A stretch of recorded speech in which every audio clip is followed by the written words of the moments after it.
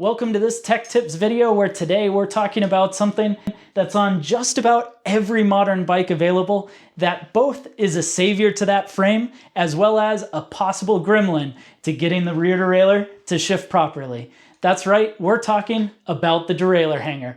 This is a little known part that's on virtually every modern bike, and it contributes to a lot of things happening in the drivetrain. So in this video, we're going to talk about what a derailleur hanger is, why you need it, and then finally, how do you know if it's damaged and how do you fix it? So go ahead, sit back, join me, and let's get these two bikes behind me to shift a whole heck of a lot better. To cover the topic of what a derailleur hanger is, it's important to talk about the parts that are around it. So a derailleur is this piece on the back of the bike. It's what's going to do the shifting of the chain along the cassette. The cassette are the different range of gears, derailleur, chain. This is cable driven, and it's going to shift up and down that cassette so that you can arrive at each one of your gears. Now this needs to be attached to the frame in some way, and that's where the derailleur hanger comes in. So as we can see here, this is actually the derailleur hanger that's mounted up on this bike.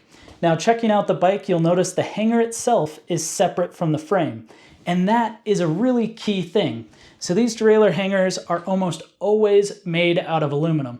And in fact, the reason you have a derailleur hanger on the bike is to act as a sacrificial part in the drivetrain system. Now, your frame itself is very expensive. Your derailleur is usually pretty expensive.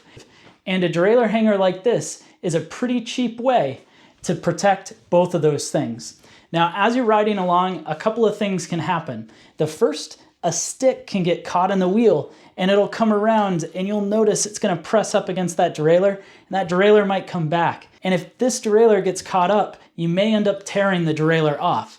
Now, a hanger, usually about 20 bucks or so. A derailleur like this could be a couple $100 depending on what you have. So what'll happen is this derailleur hanger is built to shear. And in fact, if you take a look at this very one, you can see it's pretty thin and it no doubt has a weak point. And that's completely on purpose. When this comes around, the derailleur comes off, this shears, and then the derailleur can come free, no harm, no foul. The other reason you have a derailleur hanger is even if the derailleur does not get damaged in a stick action, the other thing that can happen is the derailleur itself can come into contact with the ground. Now, you might think that's not possible, but we've all been there. Our bike has fallen over when we've taken a picture of it or playing around, or maybe you have a bad crash on the drive side. What ends up happening is this derailleur hanger can actually bend into the frame, and because it's soft, it can be rebent back into place and allow your whole system to keep going. Now, if these weren't replaceable, any of those times that it got extra damaged, what would end up happening is your frame would now become trash and no longer be used. So a replaceable derailleur hanger like this allows your frame to keep going and hopefully saves your derailleur so that all you have in a mishap is a cheap part rather than a whole thing to replace. Now that you know you have a derailleur hanger, you might be wondering, well, how would you know if it's damaged? Now, in my experience, there's two really common ways, and of course, this relies on the rest of the drivetrain being set up properly to help identify if the derailleur hanger is damaged. And keep in mind that it by no means are the only two ways that this might be happening. In this case, you'll see that this bike is shifting pretty well. You see how it just jumped that one gear? And it's kind of moving around on us. And you could search by adjusting the shifting, try to get the lower a little bit better, but as you go up, it's still going to jump around, and in the worst case, the chain can actually fall into the wheel. Now you'll see a similar thing happen on this bike. As I go down, it won't go into that smallest ring, but then you'll notice that as we go up in the cassette, it actually is shifting okay, but it's got a weird crunch when it tries to get into the bigger gears. Jumps around, and no matter how much adjusting of the cable tension, you'll never be able to get this to adjust right because the hanger's bent. The derailleur can be misaligned in two ways. Horizontally, so in the side-to-side plane, and then vertically, so the in and out plane in relation to the frame. And in these two cases, you can see in this picture, In the vertical plane, you'll notice that the green line that's coming down, that's vertical and symmetrical with the wheel. And then on the red line, you can see it begins to intersect because that line is coming in at an angle. When that happens, basically the parallelogram for the derailleur is not going to work properly, and it can push the chain off of the cassette or limit it from being able to get into a gear. Your other way that you'll see this happen is on the horizontal plane. So again, looking at this, you can see the green line, which indicates parallel with the wheel, and then you'll notice the red line is just off kilter. And what's going to happen when you see that is a lot of times you're going to get extra derailleur noise, and that's because the derailleur is presenting the chain with the cassette misaligned. You'll get a little additional wear when that happens, and then a lot of times you'll be chasing these funny little shifting bits where it'll hop or skip sometimes in certain gears under certain loads, and that's all because with the derailleur being twisted just slightly, it's not going to present that chain flat to the face of a shift ramp on the cassette and keep it from functioning perfectly. Now, when it comes to fixing a bent or damaged derailleur hanger, there's really two ways to go about it. The first is simply by buying a new derailleur hanger. Now, I've got a couple of thoughts for you here. First off, there's a brand called Wheels Manufacturing that will make just about every one of these hangers, and they've got a great guide on their website to help you track down the exact one. And that's important because in a lot of cases, there's a bunch of different styles and designs. Your other choice to getting a replacement derailleur hanger is, of course, going through the OEM, such as your bike brand, to find one. Now, one word of caution is you'll sometimes see on the websites that they'll be selling unbreakable derailleur hangers or ones made out of steel or some fancy material to keep them from getting damaged. Well, don't do that. Reason being is this part was designed to be sacrificial, so don't get one that can't break because you're guaranteed to break something else instead. Of course, the other choice to fix your derailleur hanger is simply going to be realigning it. And in most cases, as long as it's not too fatigued or already broken, you can actually do so with the existing derailleur hanger. This is one of the places where in the cycling world, you're going to need an actual tool to get this done, and it's really important that you do it right.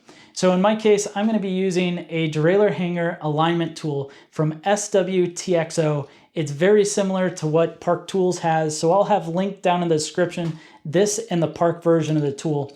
But basically what this does is this allows you to use it both as a leverage arm as well as a gauge to be able to attach in where the derailleur would go and then adjust around to make sure that the hanger is perfectly aligned. Now, the first step to getting the derailleur hanger adjusted properly is to go ahead and take a look at the back of the derailleur hanger and see how the derailleur is hanging. And in this case, you can see that this one's actually bent in. And in fact, in that previous photo, you saw this has a horizontal adjustment that's needed as well. So what you're going to go ahead and do is begin by removing the derailleur.